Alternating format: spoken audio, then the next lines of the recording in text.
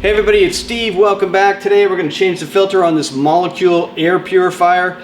It is down to 0%. We're breathing in some pretty dirty air here, so we're going to change it out. Luckily, it's something that even I can do.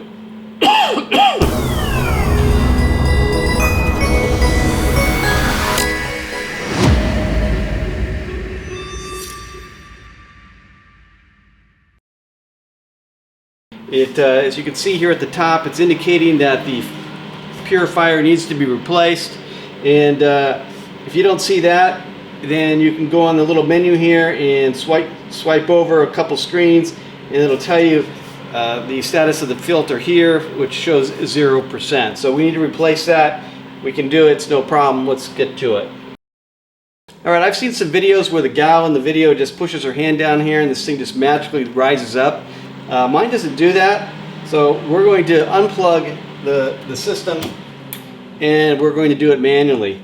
And so what I'm going to do is, you'll see at the top here that it's got this like bladed rivets around the outside of it. So we're going to turn it, you can see, and we're just going to turn counterclockwise and lift simultaneously, and as we do that it should just rise up and you can grab it and pull it out. It is a little bit heavy, so be careful.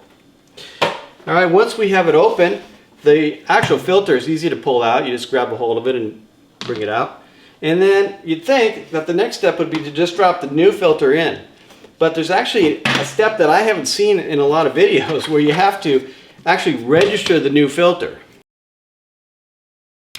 Okay, so these filters, at least on my model, has to be registered with the app before you install it. And to do that, you're going to go into the app. And at the bottom you'll see where it says more, and then you'll go to filter maintenance and then next. And what we're going to do here is we're going to try to find the NFC tag that's in the top of this filter.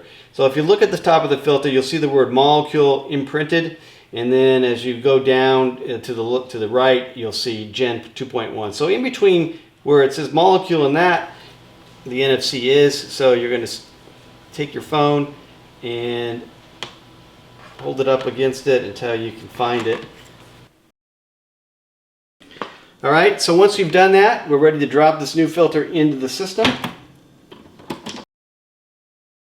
And then we'll put our lid back on. So you'll see on the lid there is a red line, and you look inside of the unit and there's also a red line there. So you're going to line those two red lines up. It should just drop in at that point.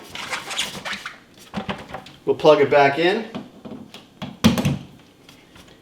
and we should be good to go, and it looks like we are.